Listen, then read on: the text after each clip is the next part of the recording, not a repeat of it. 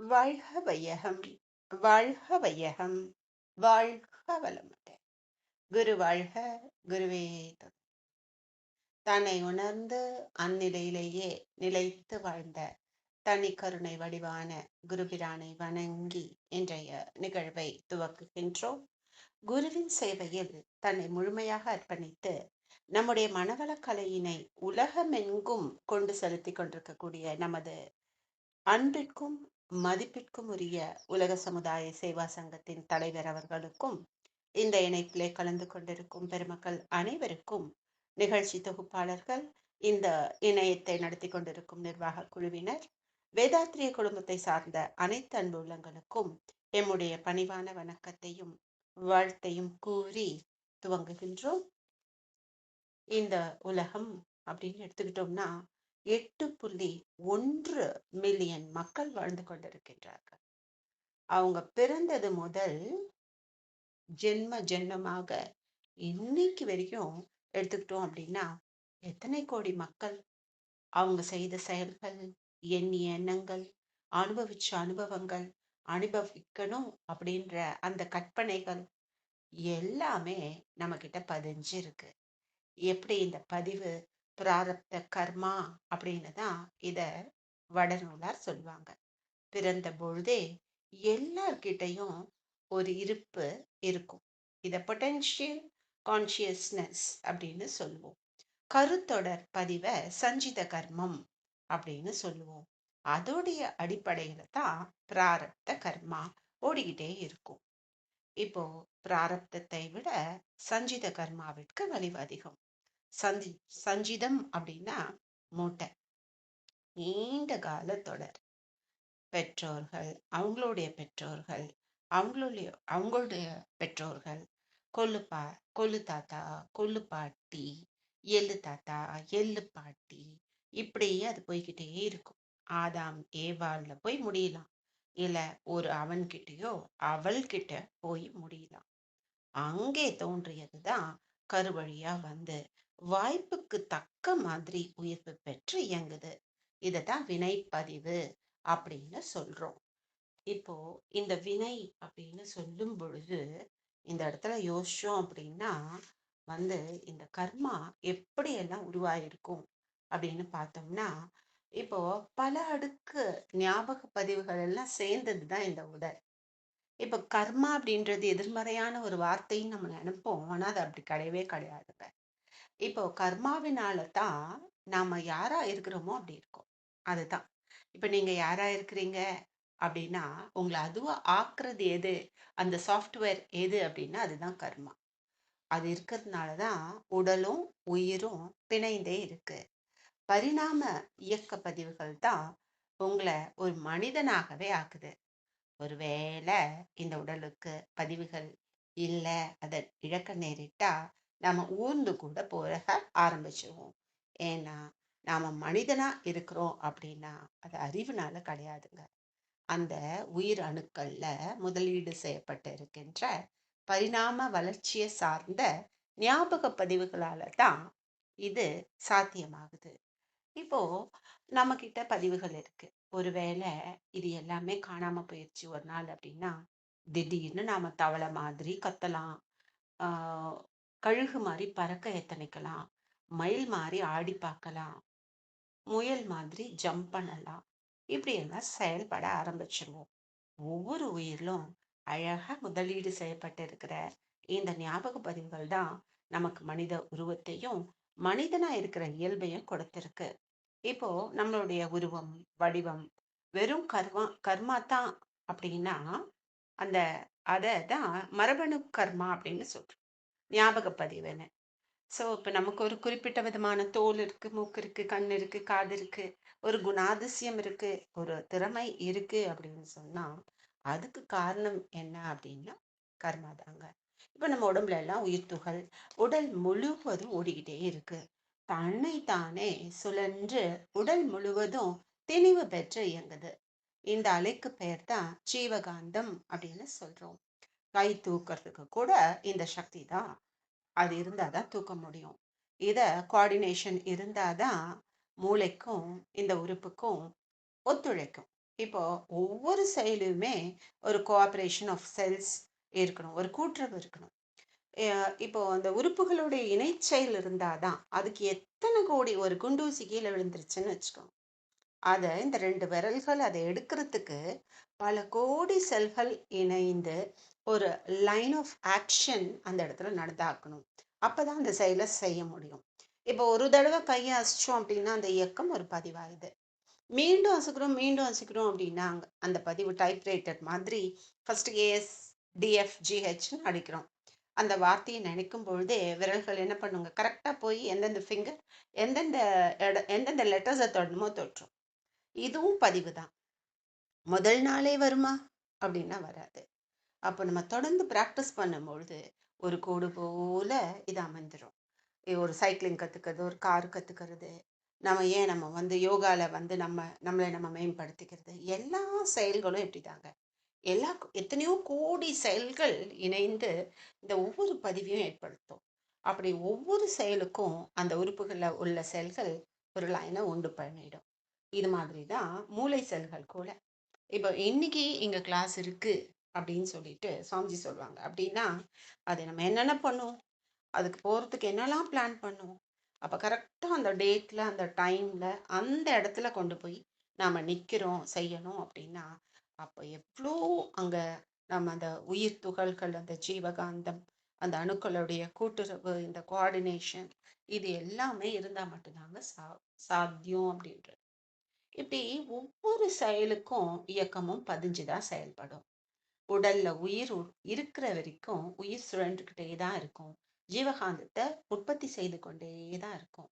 இதை தான் ஜீவகாந்தம் அப்படின்னு சொல்றோம். இது உடல்ல பாத்தீங்கன்னா ஒரு ஒரு கொள்ளளவு இவ்வளோன்னு இருக்கு, ஒரு கெப்பாசிட்டி. இந்த அளவுக்கு ஜீவகாந்தம் இருக்கும். அது தேங்கும் பொழுதுதான் அதை அது எந்த அளவுக்கு இந்த உடல்ல தேங்குதோ இதை வந்து நேச்சுரல் கெப்பாசிட்டி, இயற்கை அமைந்த அந்த கொள்ளளவுன்னு சொல்றோம். இன்னொன்று இருக்குங்க, இது வந்து அக்வயர்டு கெப்பாசிட்டி அப்படின்னு. இயற்கையாகவே ஒரு மனிதனுக்கு இவ்வளவுதான் தாங்கும் அப்படின்னு இருக்கும். ஆனா சேர்த்து சேர்த்து அது செலவிடாம பழக பழக பழக என்ன ஆகும் அப்படின்னா மனசுக்கு ஓர்மை, மனதிடம் இதெல்லாம் உண்டாகும். 50% 60% இன்க்ரீஸ் ஆகிக்கிட்டே போகும் அந்த அந்த இருப்பு அக்வயர்டு அந்த காந்த ஆற்றல். அப்போ என்ன ஆகும் அப்படின்னா அந்த பயோமேக்னட்டிசத்தோடைய இன்டென்சிட்டி, அந்த திணிவு நிலை வந்து அதிகமாகிக்கிட்டே போகும். இந்த அக்வயர்டு கெப்பாசிட்டி என்ன ஆகும் அப்படின்னா இந்த திணிவு நிலையில அது சேர்ந்துக்கிட்டே வரும்பொழுது அந்த இருப்பு ஆற்றலை இந்த அக்வயர்டு கெப்பாசிட்டி அதிகப்படுத்திக்கிட்டே வரும். இப்போ ஃபார் எக்ஸாம்பிள் 100 தான் அப்படின்னு வச்சுக்கோங்க. அந்த சேச்சுரேஷன் பாயிண்ட் 100 அப்படின்னா 101 வந்தா கூட என்ன ஆகும் அப்படின்னா மனம் 101லிருந்து 100க்கு வந்து தான் நிற்கும். அந்த எக்ஸஸா இருக்கிற அந்த கொஞ்சம் ஆற்றலையும் செலவு பண்ண எத்தனைக்கும் அப்படின்னு தான். இப்போ இதை தான் உணர்ச்சி வயம் அப்படின்னு சொல்லுவாங்க. பட் மனோபயிற்சினால இப்படிதான் செய்யணும் அப்படின்னு ஒரு மனோ ஒழுக்கத்தினால ஒரு விழிப்பு நிலையில செயல் செய்தால் என்ன ஆகும் அப்படின்னா பண்பாடு வந்துடும். அதாவது அந்த சக்தி வந்தபோது அதை தேக்கி வைத்து கொண்டு விருப்பம் போல செயல்படுத்தக்கூடிய ஒரு முறை, ஒரு பண்பாடு வந்துடும். இது எப்படி அப்படின்னா ஒரு மழை பெய்யுது அப்படின்னு வச்சுக்கோங்களேன். அப்போ அது ஆத்துல போய் சமுத்திரத்துல போய் கலக்கும். இப்போ இதை அணை கட்டி கால்வாயில கொண்டு போய் அதை பாய்ச்சிக்கிறோம். அது மாதிரி தான் நம்ம சக்தியை தேக்கி முறைப்படுத்தி பயன்படுத்தணும் அப்படின்னா அதுதான் வாழ்றோம் அப்படின்னு அர்த்தம்.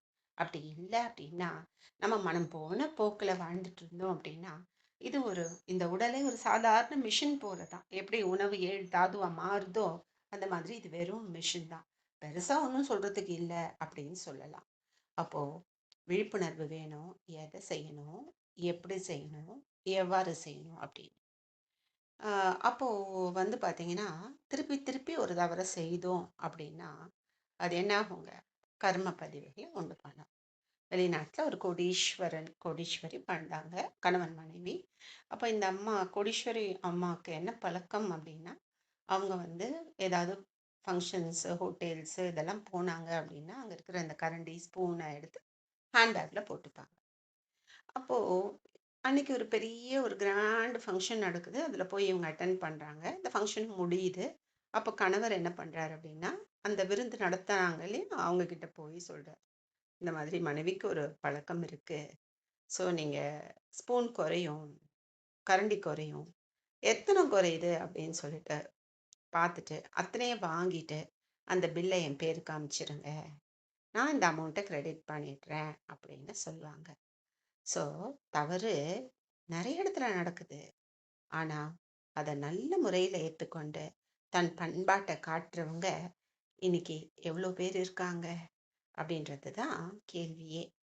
இன்னைக்கு குடும்பத்தில் காலங்காத்தால பார்த்தோம்னாலே தெரியுங்க, ஒரு ஒரு வீடும் ஒரு போர்க்களம் போல.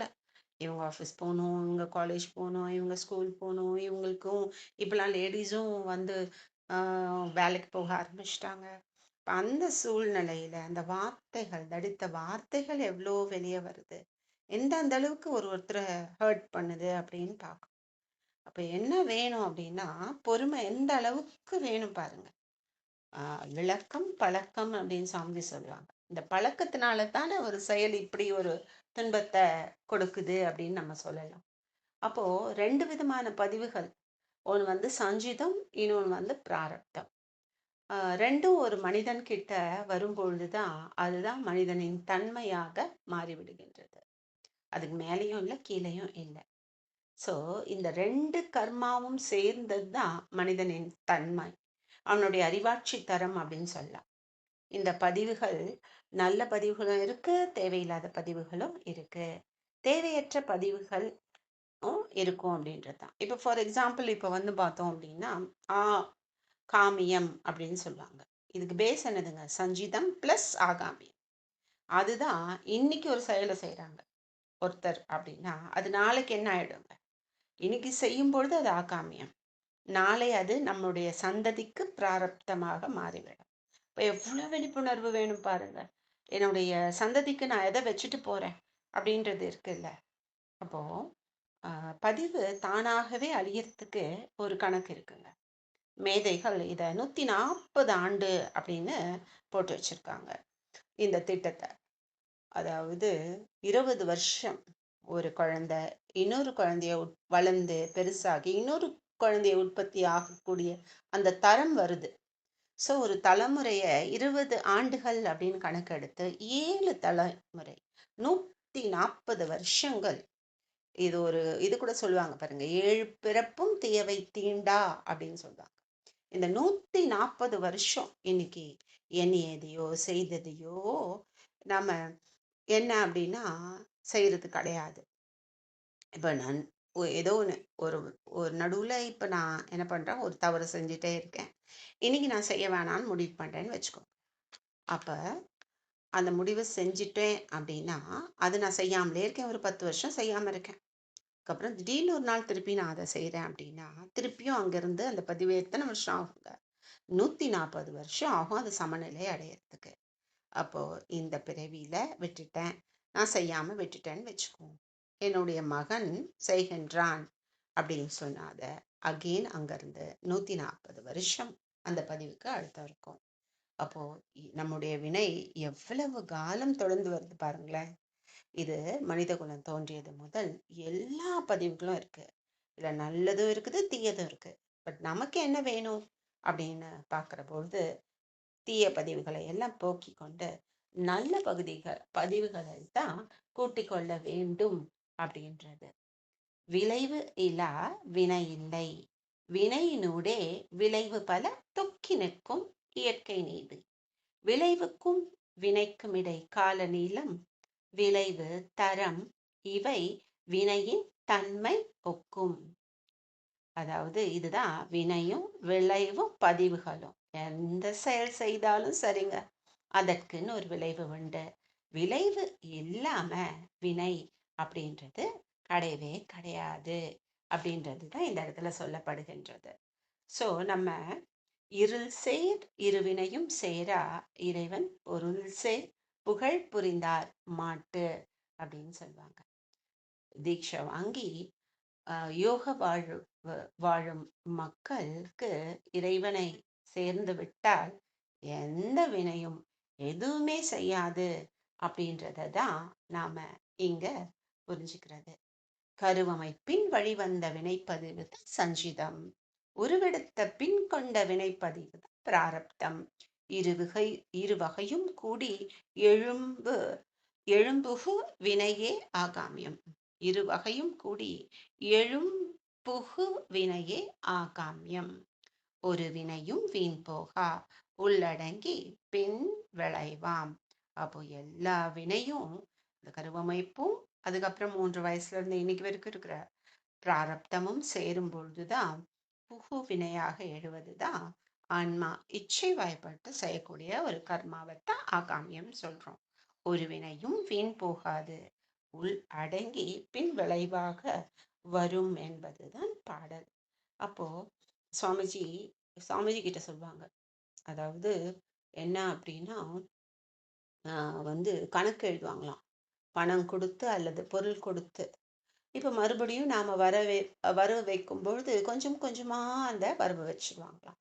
அதனால வரவு பதிவாகும், செலவும் பதிவாகும். இப்போ நல்லதும் தீயதும் பதிவார மாதிரி தான். மீண்டும் நல்லதே செஞ்சு தீயவை எழாமல் இருந்தால் அதை தான் லேட்டன்ட் அப்படின்னு சொல்றோம். எது எது நேரடியா இயங்கிக்கிட்டு இருக்குமோ அதுதான் பேட்டன்ட்.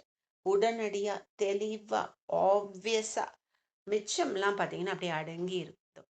அடங்கி இருந்தா கூட எப்பயாச்சும் வாய்ப்பு கிடைச்சிது அப்படின்னா அது பூத்து வந்துடும், யாரா இருந்தாலும் சரி. அதனால தான் சுவாமிஜி அடிக்கடி சொல்லுவாங்க அப்பெல்லாம், நானே என்னையே கைப்பிடிச்சி இழுக்கிறீங்க, நீங்க ஆயுதம் வச்சிருக்கீங்க அப்படின்னா நான் என்ன செய்வேன், என்கிட்ட எதுவுமே இல்லைனாலும் என்னுடைய பல்ல வச்சு கடிச்சிருவேன் அப்படின்னு சொல்லுவாங்க. அப்ப என்ன இருக்குங்க, அது முழுமையா எப்படி ஒரு வித்துல முழுமையான மரமே இருக்குதோ, ஆனா விதைய போட்டா மரம் வரும் தானே, முழுமையா வர்றது கிடையாது. முதல்ல தண்டு, இலை, காய், பூ அந்த மாதிரி வந்து அதுக்கப்புறமா அந்த அந்த பக்குவம் வரும்பொழுதுதான் பூத்து கனியும். அந்த மாதிரி காலம் வரும்பொழுதுதான் மனிதன் கிட்ட தேங்கி நிற்கிற வினைகள் சந்தர்ப்பம் வரும்போதுதான் தானாவே வெளியே வரும். சோ அந்த வினையை தான் ஊழ்வழிது ஊழ்வழிது அப்படின்னு சொல்லுவாரு திருவள்ளுவர் பல இடங்கள்ல. இதுதான் இயற்கை நியதி, இறைவனின் ஆற்றல் தான் ஊழ் என்பது. எந்த செயல் செஞ்சாலும் விளைவு வரும், அந்த செயல் விளைவை தான் ஊழ் அப்படின்னு சொல்லுவாங்க. அப்போ இன்பம் வருது, நோய் வருது. இன்பம் வருதுன்னா அதுக்கு ஒரு ஒரு புண்ணிய பதிவு இருக்கணும். துன்பம் வருது, நோய் வருது, குழப்பம் இருக்கு அப்படின்னா எதை காட்டுதுங்க அப்படின்னா அந்த பதிவு இருக்கிறது அப்படின்றது தான் காட்டணும். அதுக்கு தான் யாருக்குமே எந்த தீங்கும் செய்யக்கூடாது அப்படின்றது இந்த இடத்துல சொல்லப்படுகின்றது. அப்போ இது அப்பதான் இதை மாற்றி அமைக்க முடியும். இப்போ வந்து கர்மா அப்படின்னு சொன்னோன்னே எனக்கு ஒரு ஞாபகம் தான் வருது. கிருஷ்ணர் கிருஷ்ணருடைய கதையில சிசுபாலன், கிருஷ்ணருடைய அந்த கீதை இந்த புக்ல அவருடைய அத்தையுடைய பையன் சிசுபாலன் ஒருத்தர் இருப்பாரு. அவருக்கும் கிருஷ்ணருக்கும் சின்ன வயசுல இருந்தே ஒத்தே போகாதுங்க. அப்போ அவர் எப்ப பாரு சிசுபாலனை ஏதாவது அவமதிச்சுட்டே இருப்பாங்க. அப்ப இவங்க அத்தை என்ன பண்ணுவாங்க, ஐயோ இவர் இறைவனுடைய அம்சமாச்சே, இவரை போய் இவன் இப்படிலாம் பண்றானே அப்படின்ட்டு நேரடியா கிருஷ்ணர்கிட்டயே சொல்லிடுவாங்க, என் மகனை எதுவும் பண்ணிடாதீங்க, மன்னிச்சிருங்க அப்படின்னு. அப்போ வந்து அவர் சொல்லுவாரு, மன்னிப்பேன், 100 முறை மன்னிப்பேன், அதுக்கு மேல தண்டிச்சிருவேன் அப்படின்னு சொல்றார். ஒரு சபையில கிருஷ்ணருக்கு தர்மர் முதல் மரியாதை செய்யும் பொழுது அங்கு வந்த சிசுபாலன் மிக மிக தரக்குறைவான வார்த்தைகளால அவரை ஏசுறாங்க. எல்லாரும் பாக்குறாங்க, என்னடா கிருஷ்ணர் பரம்பொருள், அவர் நினைச்சா என்ன வேணா பண்ண முடியும், ஏன் எதுவுமே பேசாம இருக்காரு அப்படின்னு. கிருஷ்ணர் ஒரு வார்த்தை கூட பேசலங்க. அப்ப எண்ணிக்கிட்டு இருப்பாரு. 100 வந்தோடனே சிசுபாலனை தன்னுடைய சக்கராயுதத்தினால ஆஹ் தண்டனை தண்டனை கொடுத்துடுவாரு. சோ ஏன் இவ்வளோ திட்டு அமைதியா இருந்தாரு அப்படின்னு தோணுச்சு இல்லையா. சிசுபாலனுடைய தாய் பெற்ற வரம் அது. தாய் அன்பின் காரணமாக தான் அவர் ஜீவித்தே இருந்தார் அப்படின்றது தான் இந்த இடத்துல. அப்போ நமக்கு எப்பயுமே எது புரியாதுங்க அப்படின்னா இறை கணக்கு நமக்கு எப்பயுமே புரியாது. இறை கணக்கு புரியவே புரியாது அப்படின்றது தான் நம்மளுக்கு. இப்போ வந்து பாத்தீங்கன்னா அந்த பதிவுகள் அப்படின்னும் பொழுது இதுதான். இப்போ குழம்பு சட்டியில ஏதாச்சும் வேண்டாம் கெட்டு போயிடுச்சு அப்படின்னா அதை வழிச்சு தூர போடுறது போல இல்லைங்க கர்மா. அது அப்படி செய்யவே முடியாது. கொஞ்சம் கொஞ்சமா மாத்தி அமைக்கணும். தவற தெரிஞ்சுக்கிட்டு, அத செய்யக்கூடாது அப்படின்னு. ஆனா சந்தர்ப்பம் வந்துச்சு அப்படின்னா, நம்ம திருப்பி திருப்பி அத தாங்க செய்வோம். அப்போ என்ன அப்படின்னா, ஆ அத செஞ்சுட்ட பிறகு, "அடடா! இது செஞ்சிருக்க வேணாமே" அப்படின்னு நெனைப்போம்.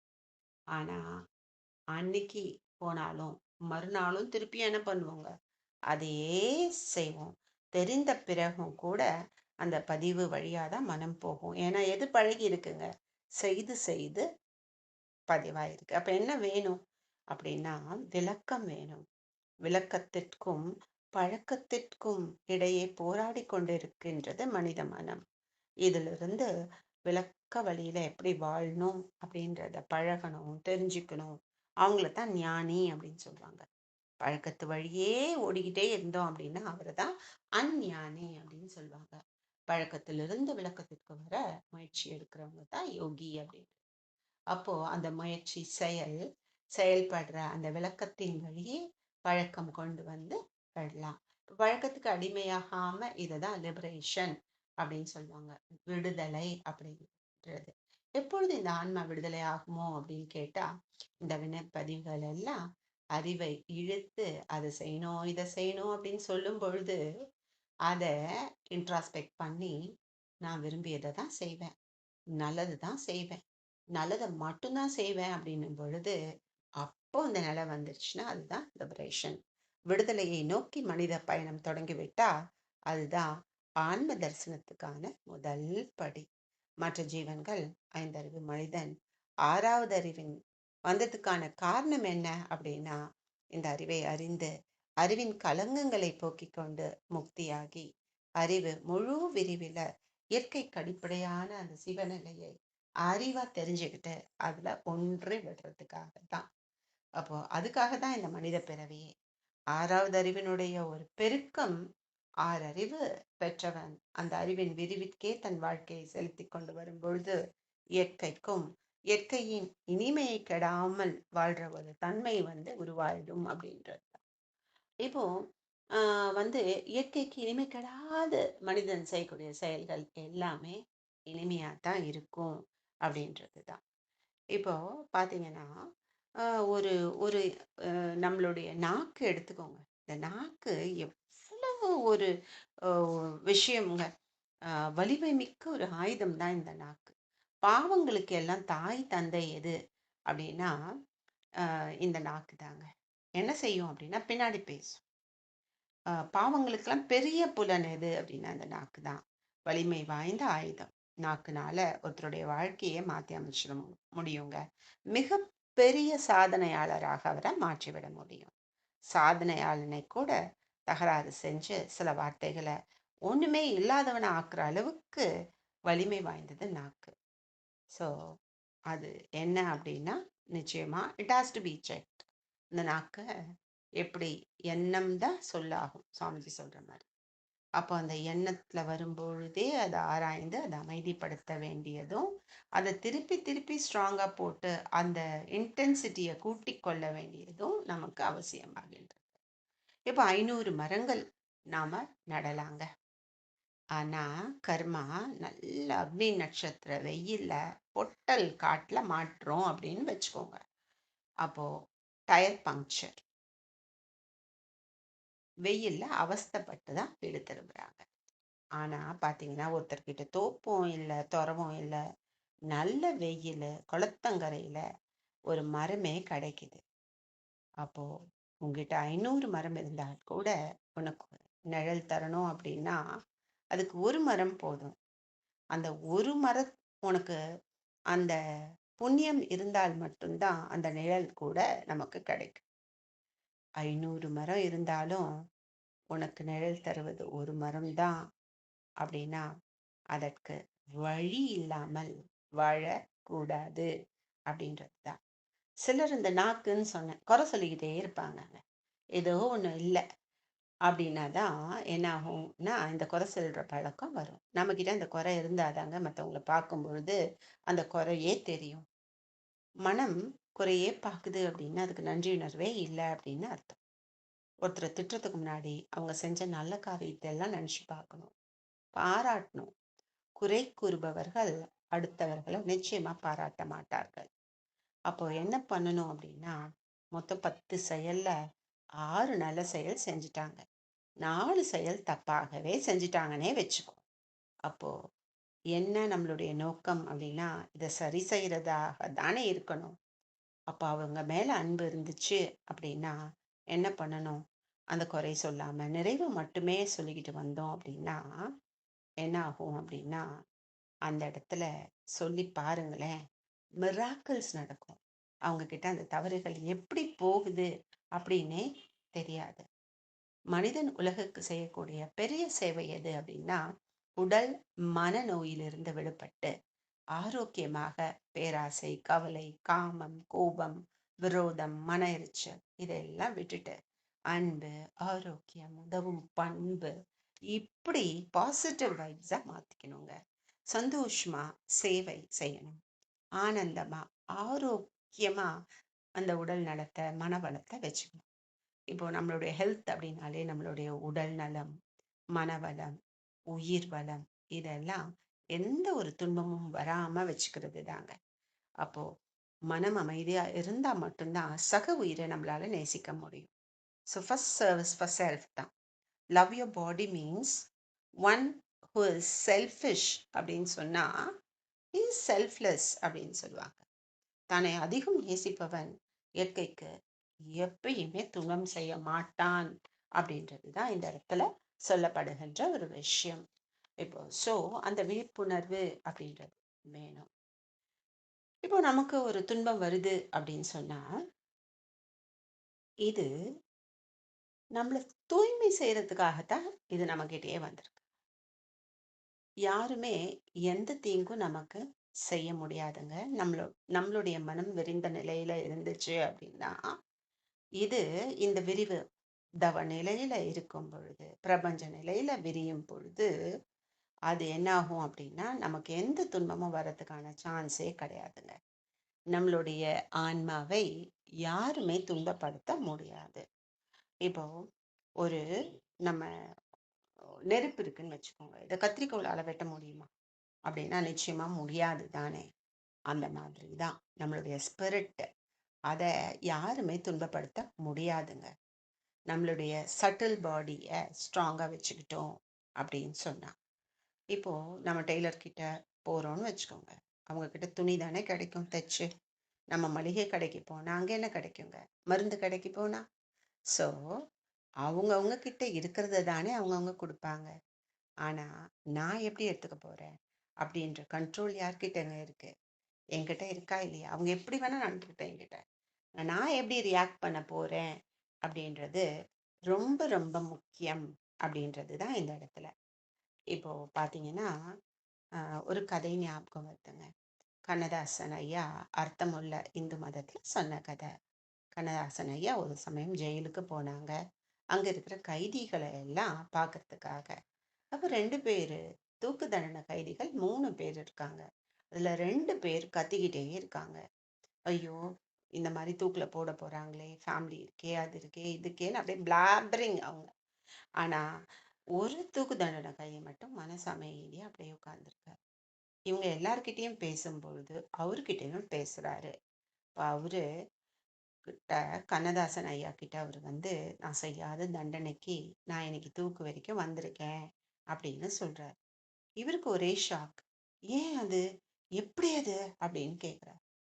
ஆனா அவர் சொல்றாரு, கொஞ்சம் அமைதியா இருக்காரு. அதுக்கப்புறம் சொல்றாரு, இல்ல நான் செய்யாத தப்புக்கு இந்த இடத்துல இருக்கேன் இப்ப. ஆனா உண்மையிலேயே நான் இதை விட பெரிய கொடுமை, கொலை எல்லாமே செஞ்சிருக்கேன். ஆனா இறைவன் பாருங்க, செய்த பாவத்துக்கு தண்டனை கொடுத்திருந்தா கூட பரவாயில்ல. செய்யாத பாவத்துக்கு தண்டனை தந்து கடவுள்னு ஒருத்தன் இருக்கிறான் அப்படின்னு நான் இந்த சாகும் காலத்துல வந்துட்டு இருக்காங்க. ஸோ எந்த பாவம் செய்தாலும் தப்பிக்க முடியாது அப்படின்ற அந்த உண்மையை நான் இப்ப தெரிஞ்சுக்கிட்டேன் அப்படின்னு சொல்றாரு. இந்த தண்டனை எனக்கு சரியானதான், அதனாலதான் அதை ஏத்துக்கிட்டேன், அதனாலதான் நான் எதுவுமே பேசல அப்படின்னு சொல்றாரு.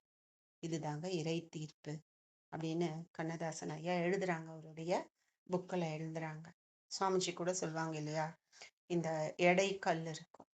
அந்த கல்லுல என்ன பண்ணுவாங்க, தராசு தட்டு.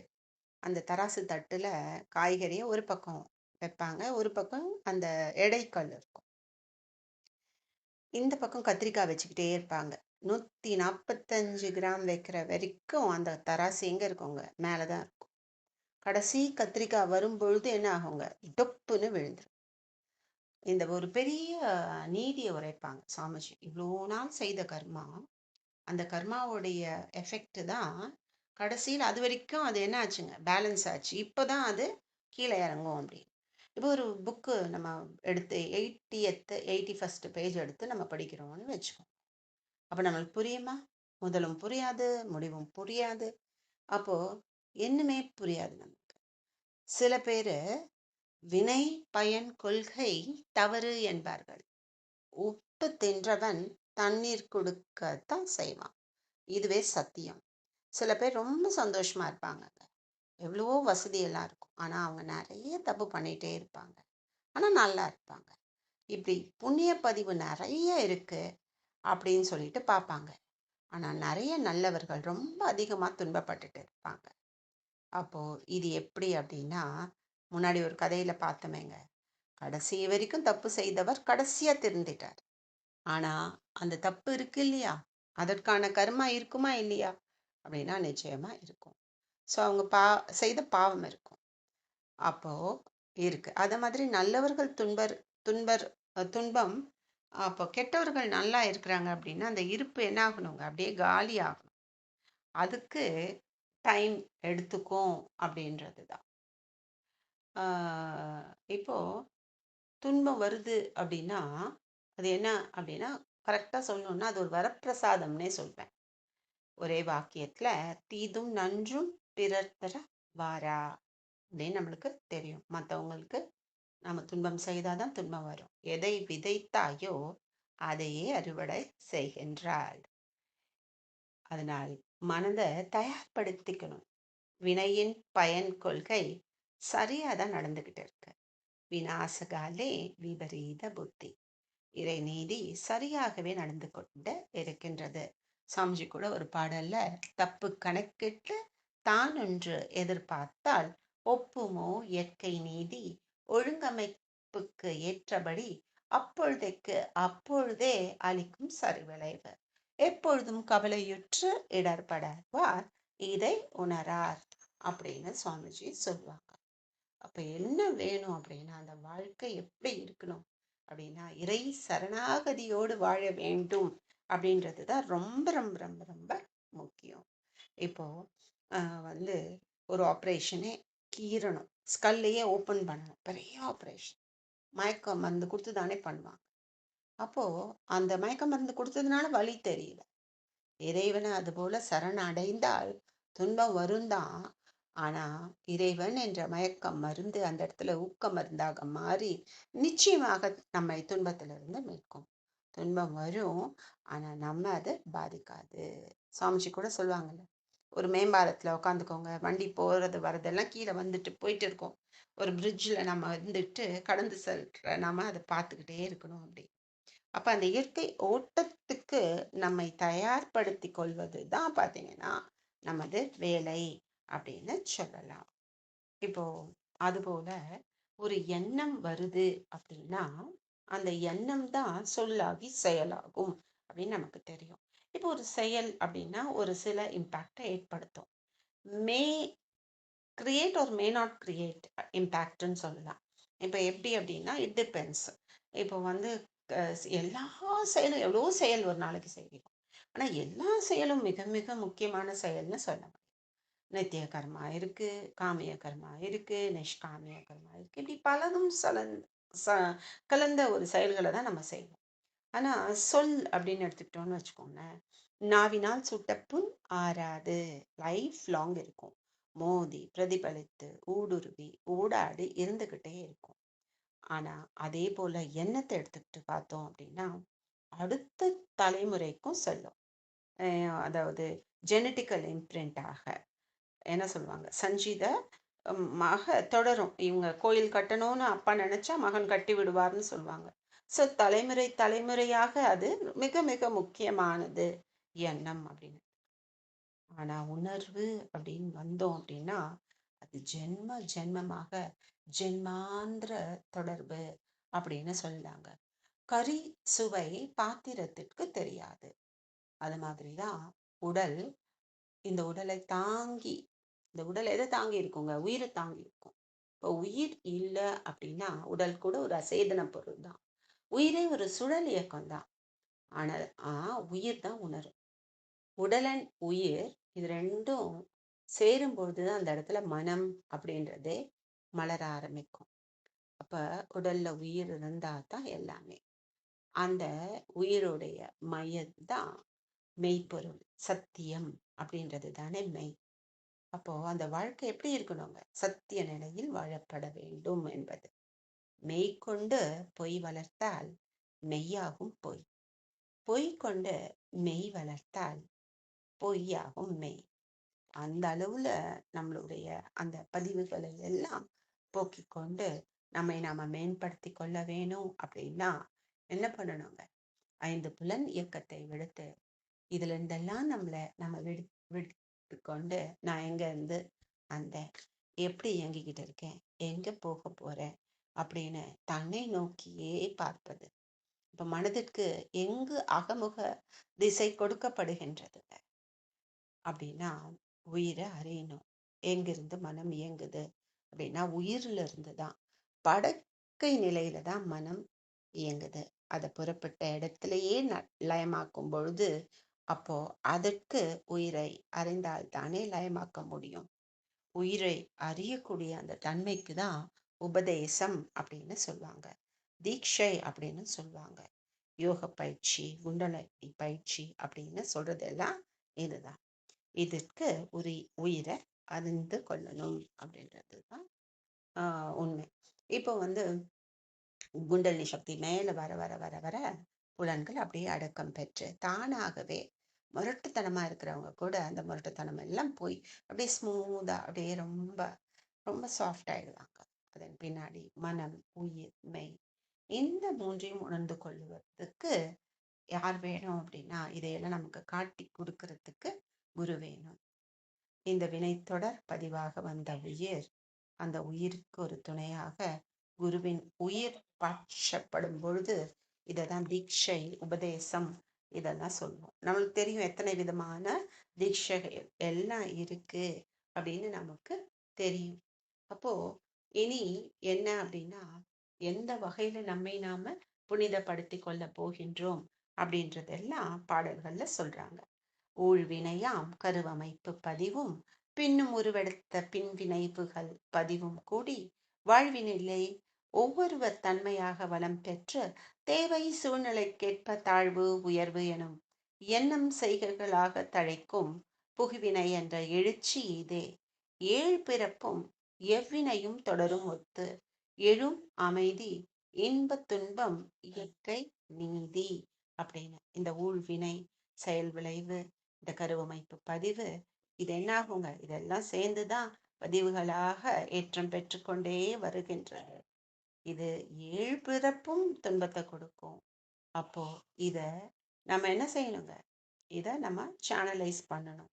அப்படி பண்ணாதான் அந்த இன்ப துன்பம் அப்படின்ற அந்த இயற்கை நீதி நேச்சுரலா நம்மளுக்கு கிடைச்சிட்டே தாங்க இருக்கும். அதுல இருந்தெல்லாம் நம்ம தாண்டி வெளியே வரணும் அப்படின்றதுதான். முன்னோர்கள் செய்த வினைப்பதிவு வித்தில் உண்டு. மூளையிலே உன் செயலில் பதிவனைத்தும் உண்டு. பின்னேனை செய்வினைக்கும் புலனைந்தும் இயங்கி பெற்ற பழக்கப்பதிவும் உண்டு.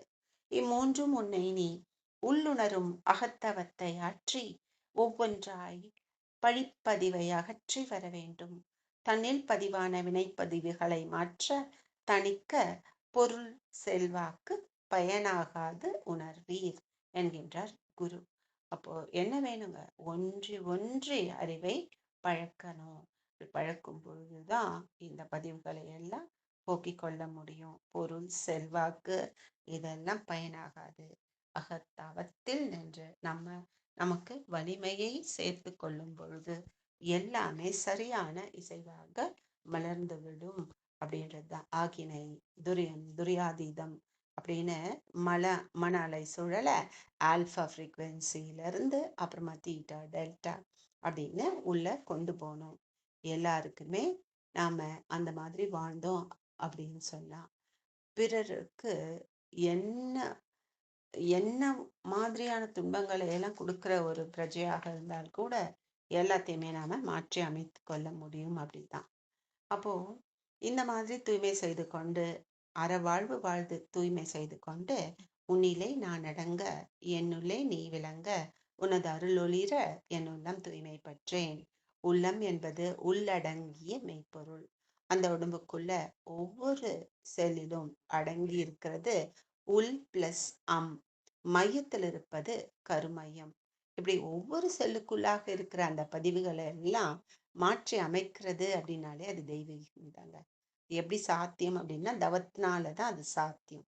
தவ ஆற்றல் உடல் முழுவதும் பரவட்டும், உடலும் உள்ளமும் தூய்மையும் மேன்மையும் அடையட்டும் அப்படின்னு சங்கல்பம் செய்யறோம். அதற்கு அர்த்தம் புரிஞ்சா நிச்சயமா தூய்மையாகி விட முடியும். அப்போ கர்மவினை பதிவுகள் நீங்க இயற்கையாக உள்ள அந்த இன்பங்களை முழுமையா பெற்றுக்கொண்டு வரலாம். இதுக்குதான் ஞான தீட்சை அப்படின்னு சொல்றாங்க. இந்த தத்துவத்தை உணர்ந்து அந்த இறை தத்துவத்தை உணர்ந்து லயமாகும் பொழுதுதான் இந்த தேவையில்லாத பதிவுகள் எல்லாம் கடல்ல கரைக்கிற மாதிரி அந்த ஜீவாத்மா பரமாத்மாவோடு லயமாகிவிடும். உயிரே ஒரு அழுக்கு முட்டைங்க. அதை துவைச்சு சுத்தம் பண்ணக்கூடிய வழிகள் தான் தவமும் அறமும் அப்படின்னு சொல்லலாம். அற வாழ்க்கை வாழ்வதுதான் பிறவியின் நோக்கம். இந்த உண்மை நிலை தெரியாததுனாலதான் இந்த துன்பம், இது வரைக்கும் துன்பம் அப்படின்றது தான் நிறைய மனித வாழ்க்கையில துன்பம். இதையெல்லாம் மாற்றி அமைத்து கொள்ளணும். அதுதான் விதவிதமான தவங்கள்ல நமக்கு சொல்லியிருக்காங்கங்க.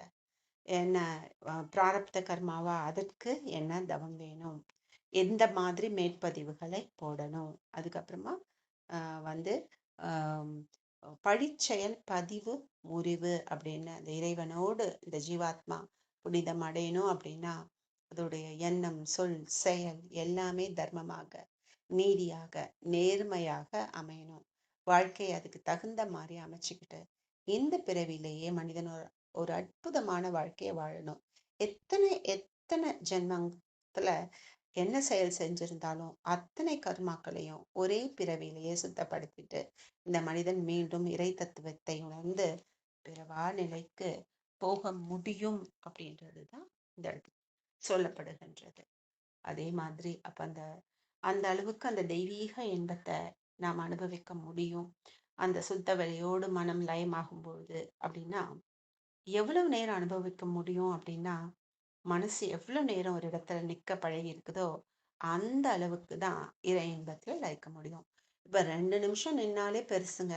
அந்த தெய்வீக இன்பம் நமக்குள்ள அது ஒரு வாரத்துக்கு அப்படியே ஊடுருவி இருந்துகிட்டே இருக்கும். அந்த இறை இன்பம் அப்படின்றது பேரின்பம் அப்படின்னா கூட அது அதிக நேரம் துய்க்க வாய்ப்பு அதிகம் இருக்குதா அப்படின்னா இல்லைங்க. அப்ப அதை எப்படி செய்யலாம் அப்படின்னா தொண்டு செய்யும் பொழுது அந்த இன்பத்தை நாம் காண்கின்றோம் அப்படின்னு சொல்றாரு மகரிஷி. தொண்டு செய்யறதே ஒரு பேரின்பம் அப்படின்னு சொல்றாங்க. இன்னொருவர் சந்தோஷப்படுறதை பார்த்து நம்முடைய சந்தோஷத்தை போல எண்ணி அதை துய்ப்பதுதான் உண்மையிலேயே பேரின்பம். நன்மையை பிறர் கழித்து நட்டத்தை தானேற்று இன்புறுவார் ஈசன் நிலை உணர்ந்தார் என்பார் மகரிஷி. அப்போ அந்த மாதிரி செய்யக்கூடிய ஒரு விஷயம் தான் பார்த்தீங்கன்னா சிறப்பு அப்படின்றது. ஒவ்வொரு நாட்டையும் எடுத்துப்போம், தொண்டு மனப்பான்மை பல வகையில வெளிப்பட்டுக்கிட்டு தாங்க இருக்கு. ஒரு சிலர் அன்ன சத்திரம் வைக்கிறாங்க, ஒரு சிலர் அன்னதானம் செய்யறாங்க, அப்புறம் இலவச சிகிச்சை, அப்புறம் குழந்தைகளுக்கு உணவு உடை புத்தகங்கள். அதுவும் இப்போ இந்த மே மாசம் இந்த ஸ்கூல் காலேஜஸ் எல்லாம் இந்த டைம்ல வந்து பார்த்தீங்கன்னா நிறைய பேருக்கு நிறைய தொண்டு நிறுவனங்கள்ல உதவி செய்து கொண்டே தான் இருக்கிறாங்க. நிறைய பேர் ஏழை பிள்ளைகள் எல்லாம் படிக்க வைக்கிறாங்க. நிறைய நடந்துகிட்டு தாங்க இருக்கு. இப்போ எது சிறப்பான ஒரு தொண்டு அப்படின்னு பார்க்கும் பொழுது இந்த இடத்துல பாரதியார் நம்ம உதவிக்கு வராருங்க. அன்ன சத்திரம் 1000 வைத்தல், ஆலயம் 10,000 நட்டல், அன்ன யாவையும் புண்ணியம் கோடி, அங்கு ஒரு ஏழைக்கு எழுத்தறிவித்தல் என்பார் பாரதியார். ஏழை அப்படின்னா பொருளாதாரத்தை வச்சு சொல்றது இல்லைங்க. அறிவிலே ஏழையா இருக்கிற ஒருத்தருக்கு எழுத்தை அறிவிக்கிறது கோடி புண்ணியம் அப்படின்றது பொருள். அப்போ அந்த அளவுக்கு அந்த தொண்டுல சிறந்த தொண்டு அப்படின்றது, தொண்டு செய்தால் கொண்டு வந்த வினை தொண்டு செய்தால் நாம போக்கிக் கொள்ள முடியும். அப்போ அதனால நம்ம என்ன செய்யணும் அப்படின்னா, அறிவிலே ஏழையா உள்ள மக்களுக்கு அறிவின் இயல்பு தன்மையையும் அதோடைய அனைத்து பண்புகளையும் இறைவனா இருக்கிறது யாரு அப்படின்றத எல்லாம் வெளிப்படுத்தி அனைத்து ஜீவன்களுக்கும் தன்னை அறிந்து கொண்டு இன்புறுகின்ற அந்த சிறப்பை வெளிப்படுத்தி மனிதனே தெய்வம் என்பதை உணர வைக்கணும். தெய்வமே மனிதனாக வந்திருக்கின்றது. தெய்வம் மானுஷ்ய ரூபனே அப்படின்னு சொல்லுவாங்க. மனித உருவத்தில் வந்தவனே தன் மூலமாக இருக்கின்ற தெய்வத்தை உணர முடியும் அப்படின்றது. அப்போ வந்து அந்த தெய்வமே மனித ரூபத்துல வந்ததுனாலதான் தங்கிட்ட அடங்கி இருக்கிற எல்லா இயல்புகளையும் ஆற்றல்களையும் இன்பங்களையும் உணர்ந்து ரசிச்சு அனுபவிக்க முடியுது. தெய்வமே தன்னை உணர்ந்து கொள்ளக்கூடிய அந்த ஆற்றலை வெளிப்படுத்தி அதை உணர்ந்து கொள்ற சிறப்பு பெற்ற இடம் எது அப்படின்னா அது ஒரு மனிதன் கிட்டதான் அப்படின்னு சொல்லலாம்.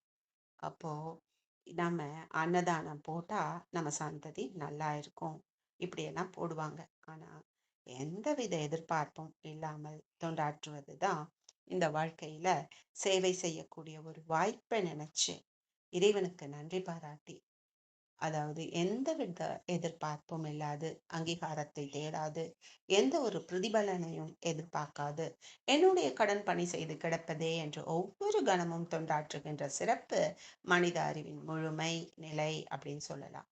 அந்த அறிவு முழுமை அடைகின்ற பொழுது அவனுடைய அனைத்து செயல்களுமே கர்மயோகமாக மாறுகின்றது.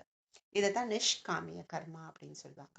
இப்போ வாழ்க்கையில மனுஷன் நல்ல செயல் செஞ்சு ரொம்ப சிறப்பு தான். ஆனா இந்த செயலை செய்யறது நான் அல்ல அப்படின்றது தாங்க அது இயல்பா நடக்குது அப்படின்றது. அது நானே அல்ல, வெறும் கருவி, அந்த கருவி கூட கிடையாது, எதுவுமே கிடையாது நான் அப்படின்னு சொல்லிட்டு போறது.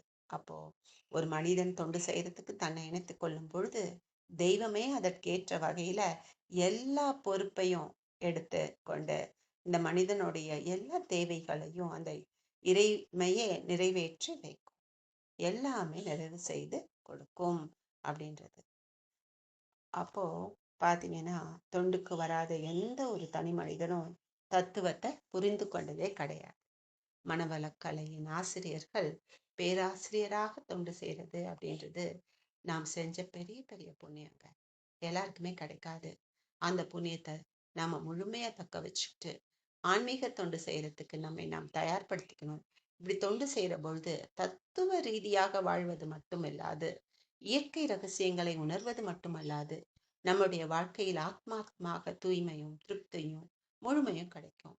இந்த வகையில ஒரு சாதாரண மனிதனுடைய வாழ்க்கைய எந்த அளவுக்கு மாற்றி தூய்மைப்படுத்தி உயர்வுக்கு கொண்டு வர முடியுமோ அந்த அளவுக்கு தேவையான பயிற்சிகளையும் விளக்கங்களையும் வாய்ப்புகளையும் கொடுத்திருக்கின்ற இடம்தான் மனவளக்கலை மன்றம் அப்படின்னு சொல்லலாம்.